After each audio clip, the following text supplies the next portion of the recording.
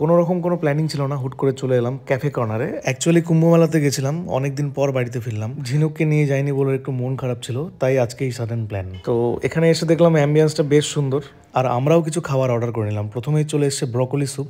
Actually এটা একটা নতুন ডিশ দেখলাম, তাই অর্ডার করলাম। খেতে কেমন হবে জানি না, প্রথমে ঝিনুককে বললাম টেস্ট করে দেখো, ও টেস্ট করে বললো বেশ ভালোই খেতে। তারপর চলে এলো ফ্রেঞ্চ ফ্রাইস, কিন্তু পরিবেশনটা বেশ ভালোই ছিল। তো আমি একটা ফ্রেঞ্চ ফ্রাই নিয়ে ট্রাই করলাম, বেশ দারুণ। আর এদিকে ব্রোকলি স্যুপটা ভাবছিলাম কেমন হবে, সত্যিই ফাটাফাটি। তোমরাও কখনো একবার ট্রাই করে দেখতে পারো। নেক্সট ডিশ চলে এসেছে চিকেন ললিপপ। একদমই ড্রাই ছিল কিন্তু, আর খেতেও বেশ ভালোই ছিল। বিশেষ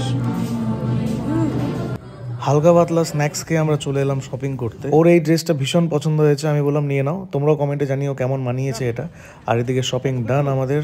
এক সেট ড্রেসই পছন্দ হয়েছিল, তো আমি আরো ইচ্ছা করে একটা সেট এক্সট্রা কিনে দিলাম, তাতে যদি অভিমানটা একটু ভাঙে। যা খরচা হলো এর থেকে মনে হয় ওকে কুম্ভতে নিয়ে গেলেই ভালো হতো। তো যাই হোক, ওভারঅল সন্ধ্যাটা বেশ ভালো কাটলো। চলো টাটা।